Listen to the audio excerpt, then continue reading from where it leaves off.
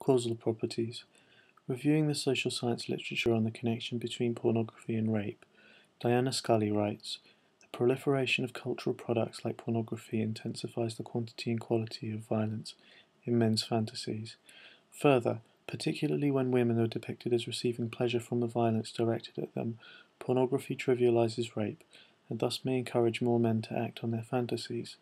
Armed with the myths celebrated in violent pornography, such as women secretly want to be raped, men who rape can and do believe that their behavior is within the normative boundaries of the culture. Unlike earlier research, which involved somewhat artificial laboratory experiments to detect the effects of exposure to pornography, Scully's research compares the consumption of pornographic materials by convicted rapists with a control group of felons. Although she notes that there were some problems with her research design, she concludes that her data do establish that the majority of convicted rapists were familiar with pornography and that their use of such material was somewhat greater than that of other felons. Deborah Cameron and Elizabeth Fraser question whether accounts of the causal properties of pornography are helpful or illuminating.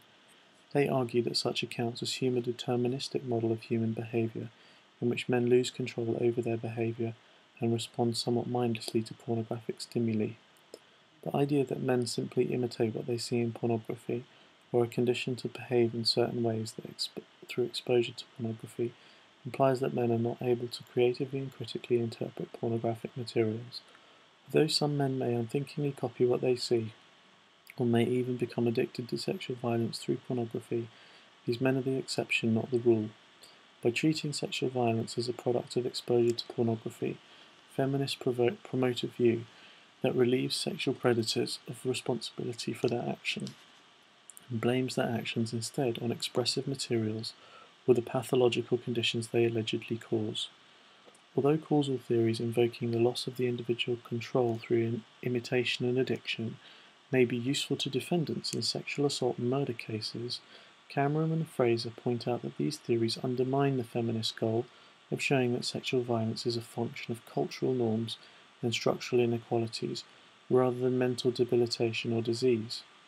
Ironically, causal models may engender social sympathy for the perpetrators of sexual violence and make it difficult to punish them.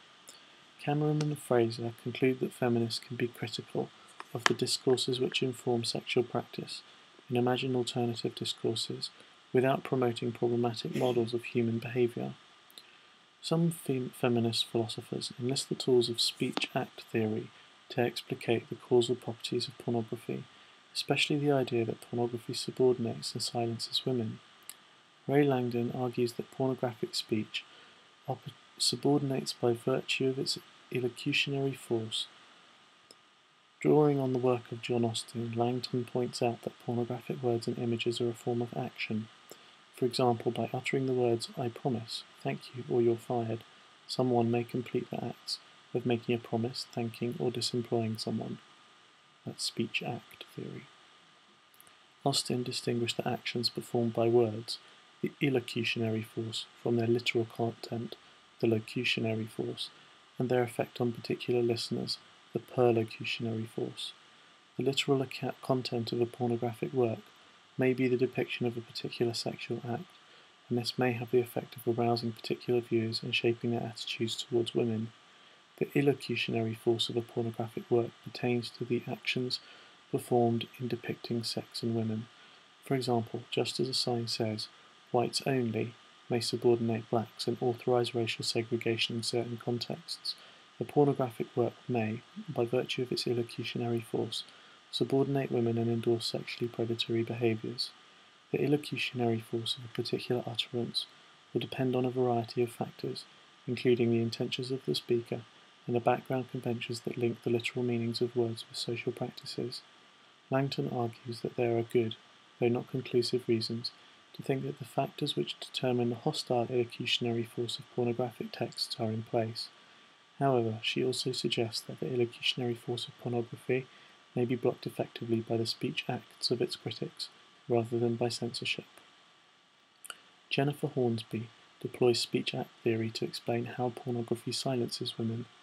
According to Hornsby, pornographic materials reinforce ideas about women that deprive their utterances of their ordinary illocutionary meaning. For example, pornographic works may convey the idea that the women which men find sexy are eager to satisfy their sexual appetites, so that when women say no, their utterance constitutes not an act of refusal but an act of teasing. In this way, pornography may reinforce social codes that allow men to systematically misread and discount women's speech.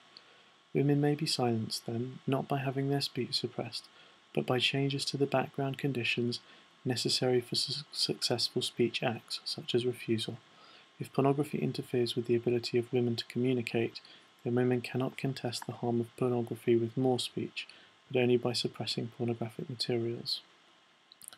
Nadine Strossen has challenged the claim that pornography subordinates and silences women. Strossen argues that pornographic works do not have any singular meanings, nor do they command only sexist understandings.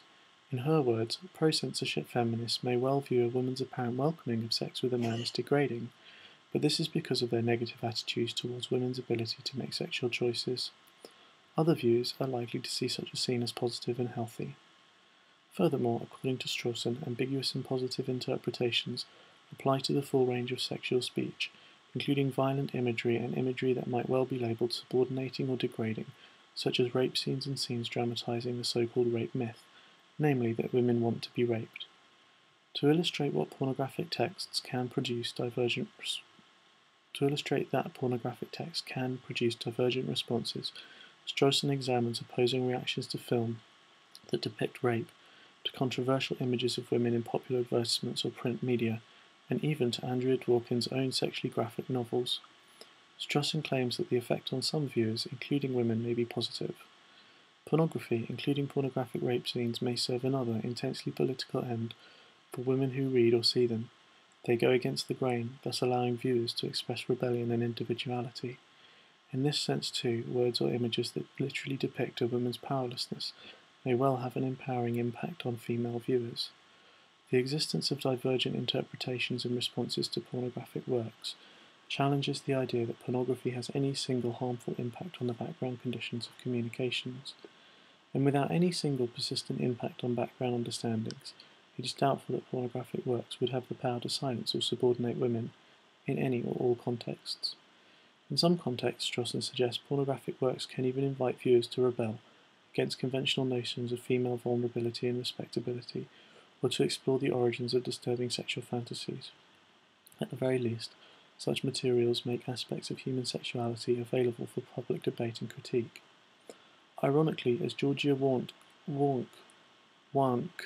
notes, anti-censorship feminists might charge that anti-pornography feminism silences women's differing sexual self-expressions by condemning those with which it disagrees as false consciousness, by promoting legislation that would suppress materials through which women can discover different views of an authentic sexuality and indeed different ways of being sexual.